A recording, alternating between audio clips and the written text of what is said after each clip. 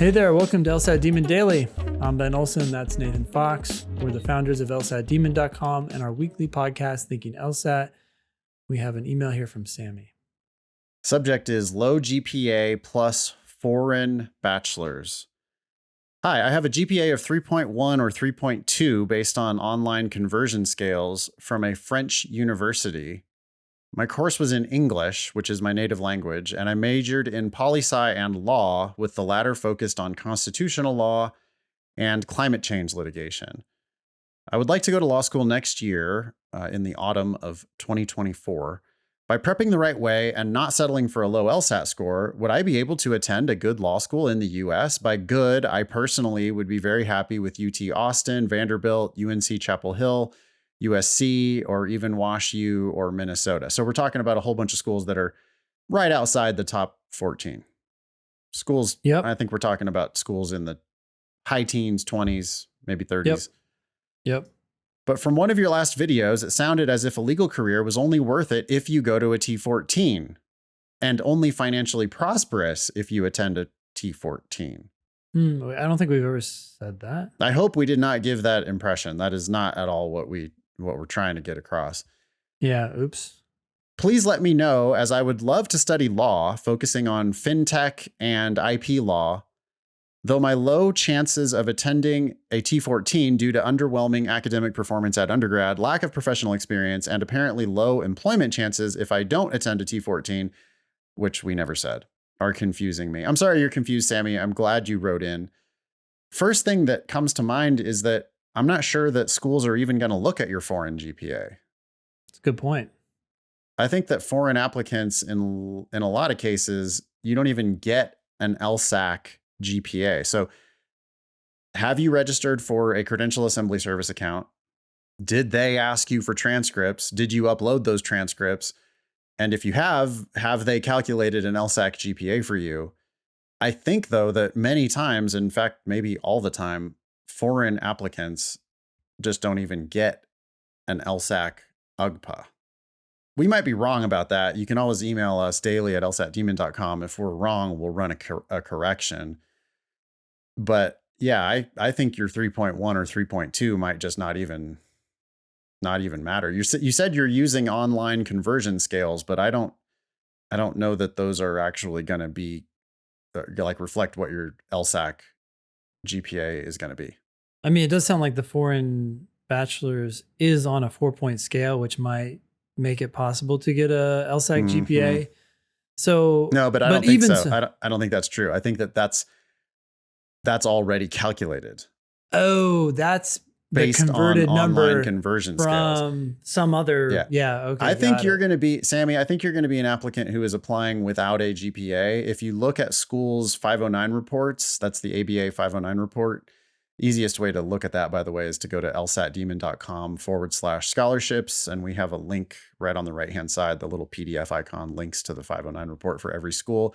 You will see some segment of the class that's applying without a GPA. And I think that is largely foreign applicants who they had grades on some other scale. And if it's graded on some other scale, I think that for law school admissions purposes, there is no conversion. It's going to be your LSAT and that's it. Yep. So that opens up the T14 right there. Now you can just get the best LSAT score you can get and go wherever you want. Yeah. And it is definitely not true that a legal career is only worth it if you go to a T14. Absolutely not. In fact, we're telling people all the time to go below the T14 to not go and to go a T14. for free. Yeah. Yeah. Right. Yeah. Get a killer LSAT, and lots of these schools are probably going to offer you scholarship money. I mean, Wash U is just the famous, they're hungry for big LSAT scores, and they give full ride scholarships for people who get the right LSAT scores. And if you're geographically flexible and you're willing to go to places like Minnesota, put Iowa on your list. Iowa is another big scholarship giver. I mean, you might discover that you hate living in Iowa or Minnesota or Missouri. It's also three years, and then it's over, and you just have no dad. True. So. True. Yeah. But no, you can be a successful practicing attorney going to ABA accredited schools definitely produce successful practicing lawyers for some percentage of their population, some Yep. percentage of their graduates. It's probably Yep. like 50% at many schools that they actually end up successfully practicing law, but 50% is not zero. Yeah. You just got to pay attention to how much money you're paying to do this. Like at the school you're going to, you need to look at the real employment outcomes for that school and figure out if that school is going to get you where you want to go at the price you want to pay. Yep. Sorry for misleading you and making you think that you have to go to a T14 or that you have to study big law in order to be a successful lawyer. I don't even really personally know successful big law lawyers because if you're a successful big law lawyer, you don't really have a social life. Yep. In most cases. Yeah. The lawyers that I know that are practicing successfully are not in big law, actually. And they're also not, they're not killing it. They're probably not making six figures, or maybe they're barely making six figures after 10 years of practice. But, making a six-figure salary, if you're doing work that you love, that can totally be a win. I don't know what is important to you and your family. I don't know what financially prosperous means to you. Yeah. You also have to be really careful. When you say financially prosperous, you might be thinking about, hey, an attorney who's making $200,000 has to be financially prosperous. But there are always two sides of the financial equation. There's the money coming in and there's the money going out. And a lot of attorneys who are making $200,000 instantly turn around and throw that money all away. They burn it on things like cars and suits and all that other shit that they feel like they have to get to compete in that world. And if you're earning 200 and you're spending 210, you're worse than someone who's making 80 and spending 70. So yeah, obviously, but is it obvious? Because right. So many Americans instantly fall into that trap. They are stressed out and making a shit ton of money. And they thought at one point in their life, if I only made this much money, I would be set. But they instantly turn around and fall into the trap of taking out loans for cars and all that other garbage. I mean, I know that's not what you're asking about, but financially prosperous does not mean, I make a big salary, therefore I'm done. No, you can make $80,000 a year and not have a car payment. The same person, or the person who's making $200,000 a year, could have a gigantic car payment. And, the second they get close to paying off their car, they might just go get another car payment. That's like the American they're leasing. way. Yeah. Did you know the average car payment right now is $1,200? Fuck. What? Yeah. That's the average car payment that people actually have? Yes, because interest rates have gone up, and because of supply with cars, car prices have gone up. And so you put those two things together, and for whatever reason, America's foolish fetish with taking out car loans, that's the average. I buy all my cars at CarMax. I'm not a car guy. Yeah. And I hate car dealerships. Yep. And I buy all my cars at CarMax because then I don't have to negotiate at all. So my last car, I bought a used 4Runner. It was really expensive because used cars apparently have been high in demand and all that. But I went in and I wrote a check.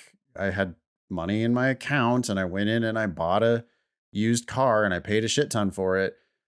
But man, I feel way better, about that now that I realize that the average person is paying a $1,200 a month payment on a car.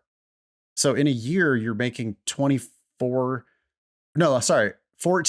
You're paying $14,400 a year. Yeah. To have that car when you could have paid cash for a car. I mean, you're not going to get a great car for $14,000 cash, but you're going to get a totally serviceable vehicle for that amount of money. Yeah. It's damn. It's keeping up with people around you. What people don't realize is that someone driving a Tesla is not necessarily well off or financially prosperous, as Sammy puts it. It's very possible that they're just totally in debt. Oh, the more you display your wealth, probably the less, you actually have. Yeah.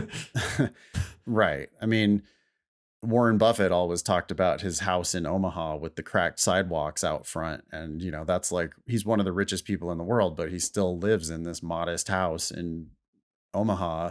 And it's like you don't get to be wealthy by being a spendthrift. You get to be wealthy by being by saving and by not spending more than you make.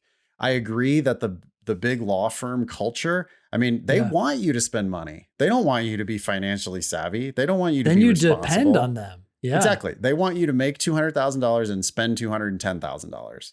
Yep. Because they want you to be beholden to them. That's how they get you to work 80 hours a week. Yeah. So you can't imagine leaving, because it's like, oh shit, if I leave, I can't afford this fucking house that I actually couldn't afford before, but people made you believe that you could. Right. Because why not? I mean, once you're there in the firm and you have this huge income, then like, yeah, banks will loan you way too much money to go buy way too much house. You're going to need the fancy suits and the fancy cars. You start developing a taste for fancy wine and shit like that. You know, it's just like, let's find ways to just burn money. Yep. And they're very happy for you to be in the habit of burning money. They're going to pay you a lot, but they want you to need that money. Yep. Brutal. Email daily@lsatdemon.com if you'd like to ask us a question or share some LSAT or law school admissions news. Thanks for listening.